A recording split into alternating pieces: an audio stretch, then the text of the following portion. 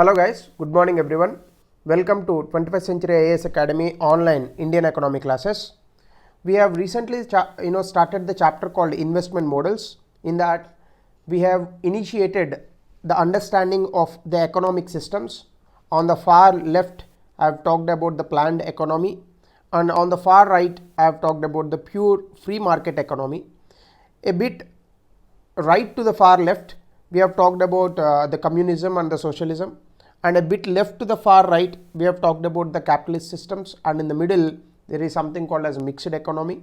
So in that process we have understood the features of capitalism, and we have also tried to understand the differences between the capitalism and socialism, and the pros and cons of the pros and cons of capitalism. Of course, this is not a new issue because we have already understood these issues in the earlier classes also. As part of the planning, I have explained different economic systems which we followed in India. So here also again we are repeating the same topic. So capitalism, pros and cons, this is where I have stopped. And there is one more thing in a diagrammatical representation form, that is problems of capitalism. So definitely inequality it happens because everything is under the control of the private sector, and even the people buy the items according to their purchasing power. If a person is having money in his pocket, then he or she may go to the market and find any product which they desires. If for example the same person doesn't have any money in their pockets, definitely they cannot buy any item from the market, so they'll have to stay as poor itself. So the concept of inequality is more visible in capitalist mode of economic systems. And there is economic instability. As I reminded you many times, if there is a term called crisis, this crisis is more visible in capitalist countries but not in socialist countries. Even if you see whether it may be 1929 economic depression of Great Depression of United States of America, or 1980s that time some economic crisis, or recently 2008 to 2011 economic crisis, they're all visible only in the capitalist systems. This, when I was talking about the balance of payments chapter, I have explained you Dutch disease also, which all reiterates the same point, that whichever economic systems or whichever countries follow this capitalist mode of economic systems, they all face crisis, because crisis it generally happens in the private sector more rather than the government sector, because even at the losses also the government sector still continue the services, but when it comes to the private sector, if there is a loss kind of situation, they will close down the business, which definitely impacts the demand and supply in the market. And there is one more thing that is called monopoly power. I told you in the capitalist systems, one feature, negative feature of the capitalism, that is creating monopoly companies. If a company has invented something, it takes the patent rights and it sells these goods exclusively, and if any other company is going to be a competent, this company will definitely buy those companies. Best examples we can say today, Facebook, recently it has bought WhatsApp, and I think now Instagram also, if I'm not wrong, and Microsoft did the same business, and Amazon, now it is also doing the same business. Walmart, recently it has bought Flipkart. So wherever and whenever they think that some company, a new company is a competitor, they'll definitely take up that business. Short termism, so another thing which I have explained in the last classes also. Short termism in the sense, generally this capitalism, people say in the short run it is good, but in the long run it always poses problems. So that is called short termism, you can say. And the next point is environmental costs. So as I told you, in the capitalist countries, the resources are generally used by the private sector. In the name of innovation or in the name of creating new goods, they exploit the resources and they are never concerned about the environment. Today you can see, the more the development that we are speaking, the less is actually we are moving in a forward way. Means today we all say, when relatively compared to the earlier generations, we are bit developed. But what kind of development it is? You see, today we are simply destroying the whole environment and we are creating products simply to create an artificial environment in our houses. Example, because of use of more fossil fuels and because of industrial revolution, we have polluted most of the rivers, and now we have invented one new innovation called water filter. And what this water filter do? It uses UV rays and other technologies, and it simply purifies the polluted water and it will give you fresh water. What kind of logic is this? Why to pollute the rivers in the first place, and why to invent a machine which gives you fresh water from polluted water? Once upon a time, people used to drink the water directly from the rivers. That's why we call Ganga river as Ganga Mata, Yamuna river as Yamuna Mata, because it is only the mother who can feed you anything, right, in our childhood.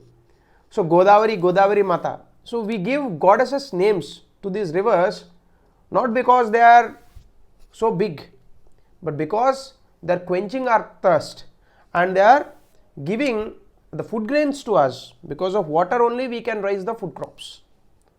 So that is what it is all about. And the second thing today, see, recently some Flipkart and Amazon Diwali sales happened, right? Some millennium sales or something, or billion sales. In that, the many offers on air purifiers. So why actually there is a use for air purifier? If you plant a tree, that itself is a natural purifier. But what we are doing, we are constructing the houses with so much of concrete, and we are simply suffocating ourselves in the rooms without any ventilation, and we are polluting the air by using of more and more fossil fuels and other materials which are not good for this environment. And now we say this air purifier will give you a fresh air so that you people can live happily. What kind of logic is this? The same thing when it comes to us also. We are spoiling our hearts and we call for peaceful meditation classes which is worth of some thousands of rupees. So do you really think that a human brain or human heart needs peace from outside? No, you just have to be peaceful from inside.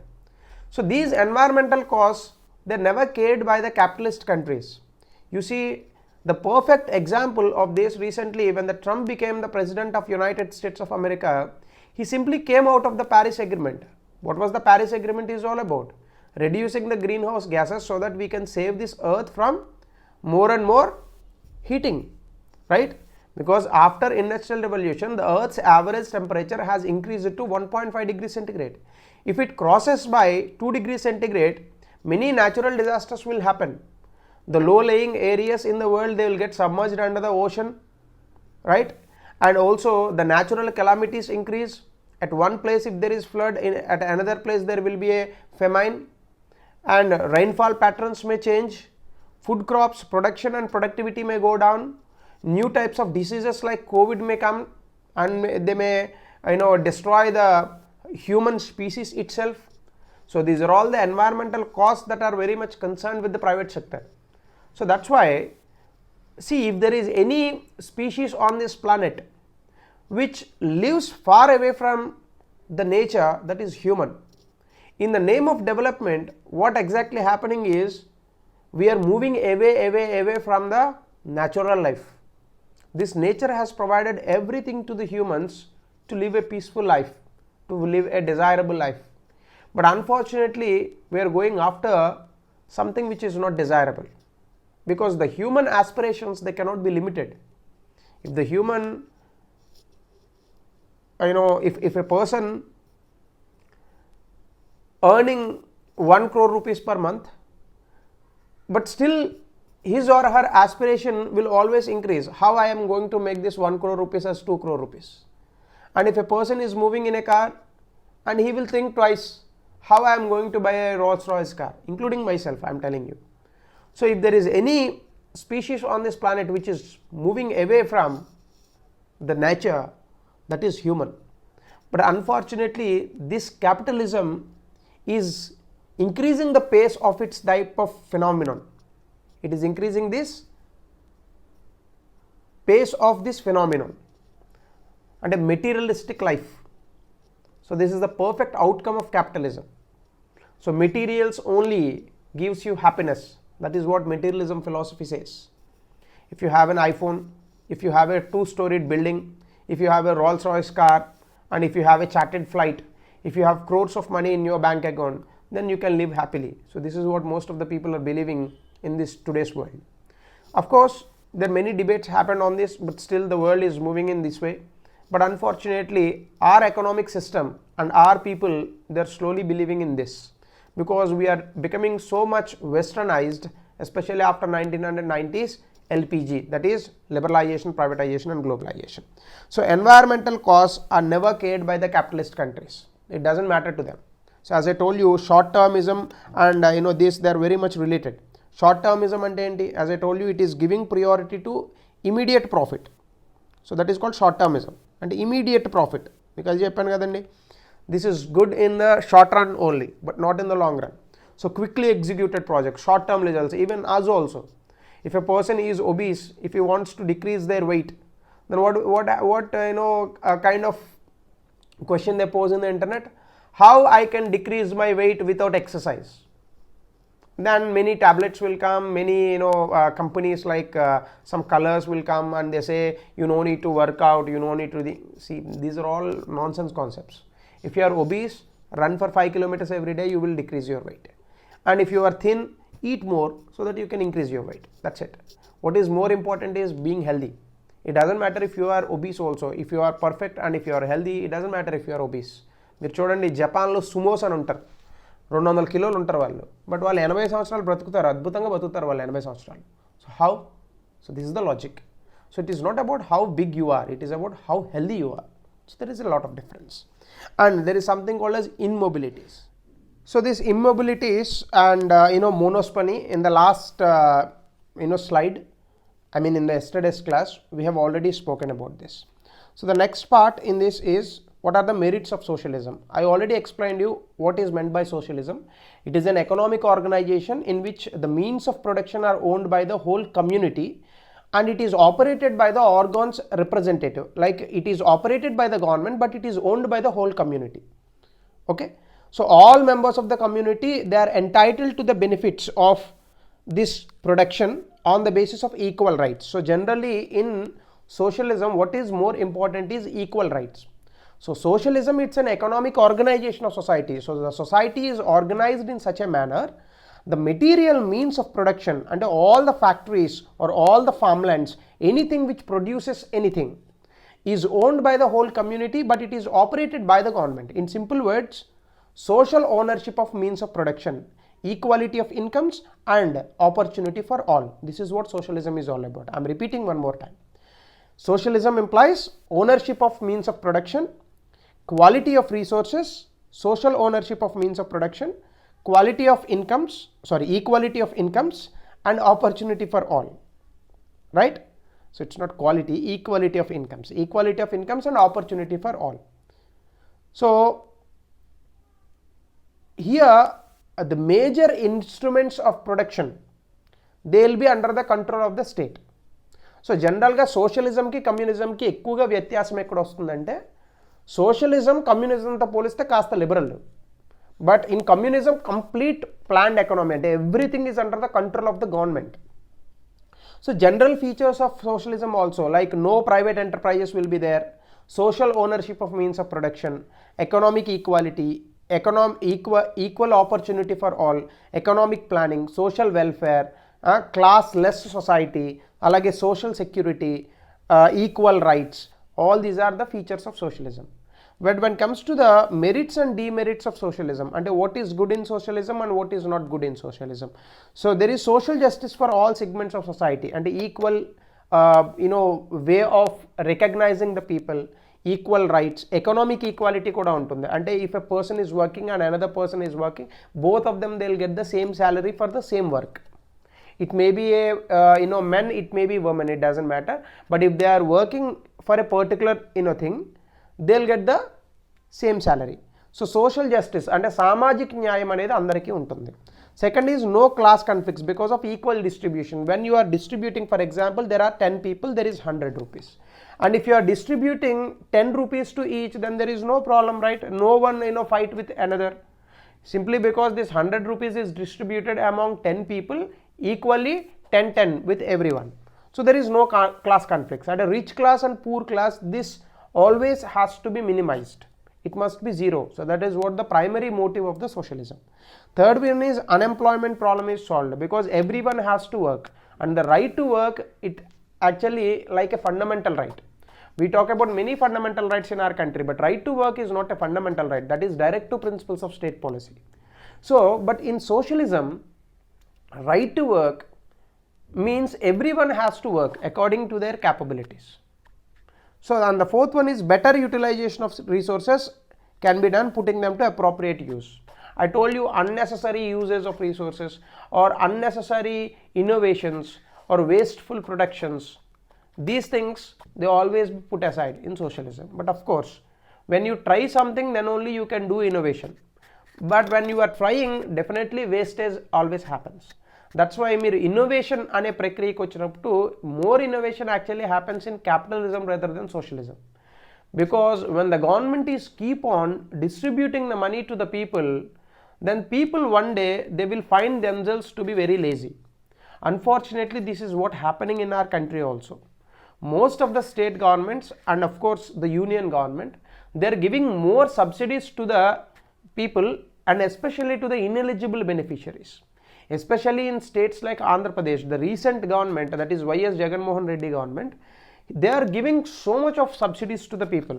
YSR Gorumuddalu, YSR Asara, Jagananna Vidya Kanuka, Amma Vadi. So likewise, there are tens of 20s of programs. They simply give money directly to the people.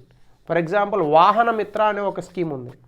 They give 10,000 rupees to auto wala, taxi wala and taxi owners also per annum. What is the need of it? If you are giving 10,000 rupees per annum, which means how much you are giving monthly? Monthly you are giving around 800 rupees per head, right? So with that 800 rupees, actually what they do, instead of that, if you use this money to give some extra incentives to the people, or if you use this money to create more employment opportunities for them, it would be more useful. And also there is one more program like Amma Vadi program for the mothers who are sending their children to the school up to the 12th class. All of them get 15,000 rupees in their account. What is the need of it? Instead of that, what you can do? You can simply pay all these people's fee in a private school, or you can simply construct some good government schools which are more productive than the private schools. For example, when you give this type of money to the children who is studying, to a child who is studying just 6th class, you know what they did with this money? See, mom, yearly you are getting 15,000 rupees simply because of me, because I am going to the school, you are getting the money. So out of that 15,000 rupees, at least buy a smartphone with 10,000 rupees. So all these 50,000 rupees, no, most of the children, they asked their parents to buy them a smartphone. So all of us know, if you use the smartphone and internet in a right manner, definitely you can learn many things. But if you use it in a wrong manner, definitely a child will get sidelined, or child will see other unnecessary things in the mobile like YouTube and other things like what you call social media, etc. These are all wastes of times in the childhood. So there are some demerits also. So as I told you, that more distribution of the income, no, it should not happen all the time, especially from the government side. And there are, of course, we say it like merit, but there is a demerit also on the other side. అంటే ఇక్కడ మనకి ఏమని అనుకున్నాం, equal distribution of income అని అన్నాం. So అప్పుడు equal distribution వల్ల ఏమవుతుందంటే ఈక్వాలిటీ వస్తుంది, బట్ దాంతోపాటు లేజినెస్ కూడా వస్తుంది. కాకపోతే అది డిమెరిట్స్లో వేస్తాం. And the biggest problem in the socialism is red tapeism, especially corruption. People always get corrupted. Last time I gave you the example of tomato. So what happened with that example? So tomato, when a farmer is working, if rotten tomatoes are there, if he is packing the rotten tomatoes, he will not sort them out. He will not segregate them. Why? Because he feel even if I sort them out, even if I do the sorting or segregation, I won't get any extra income. So when there is no extra income, what is the need of doing more work for the government? So that's a useless job. Because when a human finds there is no incentive for his or her hard work, definitely they will stop working. So that red tapeism, more and more corruption, they are always visible in the socialist societies. That is the primary reasons why socialism actually went down. And there is no encouragement to the private owners. As I told you, venture is always important. Venture means what? Risky business. So because people have risked themselves, that is the reason why there are many good innovations, good technology we have. For example, we have a cell phone technology. That is obviously good. I am not condemning it. But unfortunately, we are using that mobile more than required. That is the problem. And a Buddha philosophy. So don't go to the extremes. And for example, this is purely negative and this is purely positive. Don't go to the pure positive and don't go to the pure negative. Always stay in the middle. Don't indulge in too much of luxury and don't stay with too much of ecstasy. Always be in the middle. So the next one is concentration of economic power remains in the hands of politicians and government officials. So I told you many times the concept of GDP, that responsibility has to be borne by both the government and as well the private sector. If you look at the most of the Western countries today, the GDP has increased in their countries. It's not because of the government. Definitely it is because of the private sector, because private sector inherently it has that capability.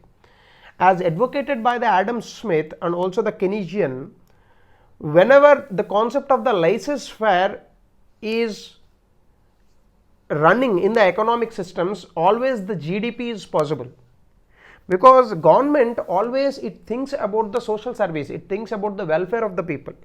But private sector it is not like that, it always thinks about the profit. So the motive of the profit, sometimes it is needed, sometimes it is desirable. So the profit of these private sectors, as I told you about short termism kind of things, so this concept of private sector profit motive, it is very important for the economic growth. As I already reminded you, in the socialism there is no encouragement for the private sector, there is no private enterprise itself. So this concentration of economic power, when it is in the hands of the politicians and government officials, yes, there is a problem that GDP may go down. That is what actually happened in the earlier Soviet Union also. So social welfare is only a myth. Deserving candidates are not benefited. So this is also another point, because the government officials, they are also corrupted. So this concept of the social welfare, it only goes to those people who are having connections with the officials, but when it comes to the poor people, they are not really benefited at all. So that is what one of the demerits of the socialism we can say. So apart from this, what is mixed economy? So mixed economy on a fulcrum, if you take some of the features of capitalism or free market, and if you take some of the features of the socialism, or you can say the far right features and the far left features, if you absorb both of these things and if you bring a hybrid model, that is called as mixed economy. So you can definitely say mixed economy is nothing but a hybrid model. Most of the countries today, they are favoring this mixed economy concept. But in India, truly we say that we are a mixed economy. But unfortunately, in the earlier days of India, we actually took the worst features of socialism. At the same time, we took some of the worst features of the capitalism. So that is another big problem in this country. Of course, after 1990s, we changed a bit. But initially, on paper, we took all the best features of socialism, we took all the best features of capitalism. But when it comes to the reality, we followed the worst features of socialism and we followed the disastrous features of capitalism, right? So because of this also, till 1990s, between 1950 to 1990, the India was completely in deep neck problems of this Hindu growth rate concept. I have explained this in the earlier chapters. And the Indian GDP couldn't increase by more than 4 to 5% of GDP because of the inherent problems in India. So that is the type of problems we faced a lot. So in the free market, but generally if you look at this mixed economy as a concept, not in terms of India's point of view, but if you take this mixed economy as a concept, the free market, the entrepreneurs, they are able to make the profit. Ante enti, the private sector is completely allowed and there is a freedom to set up the business at the same point, and the prices determined by the market forces, yes, but not all the prices. For example, if you look at the food, most of the food prices even today, they are controlled by the government. For example, what is the concept of MSP, that is minimum supporting price? What is the concept of MSP? Most of you people might have read this topic in your newspaper daily readings, right? So the moment the government provides MSP, then the farmers won't, the farmers will get the incomes more than this MSP. And when it comes to the consumers also, even there is a super production in the country, the prices of any food grains, it will not go down less than the MSP. And in one way, the government is indirectly controlling the price mechanism in this country as far as the food items are concerned. But when it comes to the other things like mobile phones, TVs and other important articles that we use in our daily lives, yes, definitely it is controlled by the market forces itself. So the next one is private ownership of business. As I explained you, actually this 1, 2, 3 all are same. And when it comes to the government intervention here, progressive taxes to reduce inequality. Like here in socialism, I told you there are many taxations. Generally, the people have to pay more and more taxes in socialist countries. The same type of concept we also took in India. Progressive taxes in the sense, the taxes, they increase with your income levels. For example, if income tax, if you take as instance, for instance, if you take income tax, if you are earning 5 lakhs per annum, you are supposed to pay 10% of tax. And if this increases by 15%, 15 lakhs, then you are supposed to pay 20 lakhs. More than that, you are supposed to pay 30% of tax. And at the moment your income is increasing, the tax progressively it also increases. And government regulate most of the things. So you have already seen that license RAS system, import substitution policy, and Mahalanobis model of planning. We have seen all these things in the earlier chapters. Taxes on demerit goods. Demerit goods in the sense, generally you can say luxury goods kind of thing. So the more and more luxury goods people are using, the more and more taxation will be there. For example, say Harley Davidson bike, the actual cost of that bike is around 2,50,000. But once it comes to India, you are supposed to pay 4,30,000 rupees. That extra 1.8 lakh, it is only tax. Why we are doing that? Simply because if you allow that bike in India without this taxation, then the indigenous industry will get collapsed. So kind of examples like this, there are thousands. So everywhere the government will restrict some of the goods in this way. And government provision of public goods. When it comes to the public goods like water, food and other basic amenities of life, they are always provided by the government itself. And the provisioning of these goods we do with different programs like PDS systems, free education, free healthcare, so something like this.